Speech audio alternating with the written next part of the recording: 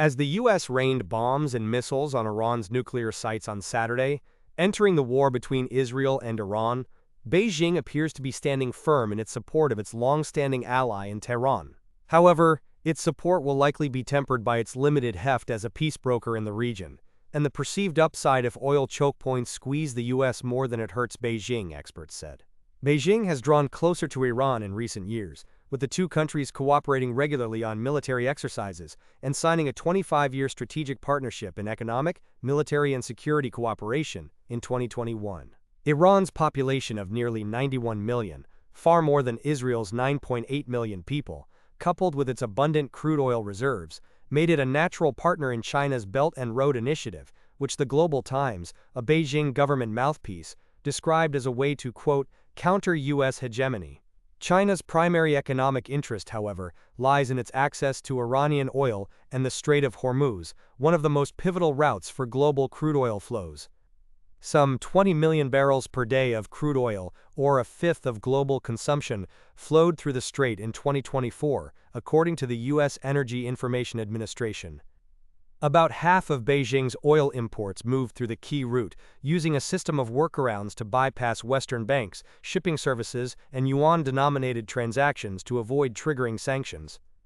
That said, China will likely keep its hands off Iran in any case, said Neo Wang, lead China economist and strategist at Evercore ISI, due to its limited influence over Israel and its strategic calculus on Washington's involvement in the conflict.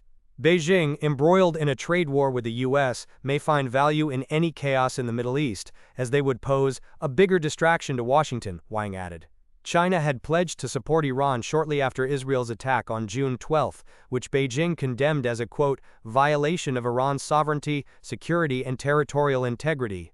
But despite that initial show of support for Iran, Beijing's rhetoric has shifted to become more measured, short of denouncing Israel's military actions but focused on brokering dialogue and a ceasefire.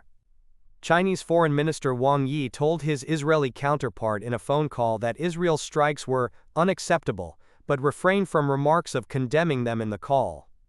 Beijing has largely avoided, quote, direct condemnation of Israel, while remaining diplomatically aligned with Iran, analysts at political risk consultancy firm Eurasia Group said, as it seeks to contain the tensions and prevent spillover of the conflict to the wider region, which could affect its economic and strategic interests.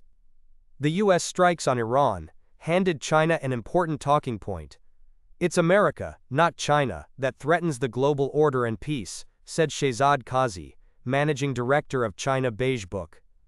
U.S. Secretary of State Marco Rubio on Sunday called for China to dissuade Iran from closing the Strait of Hormuz.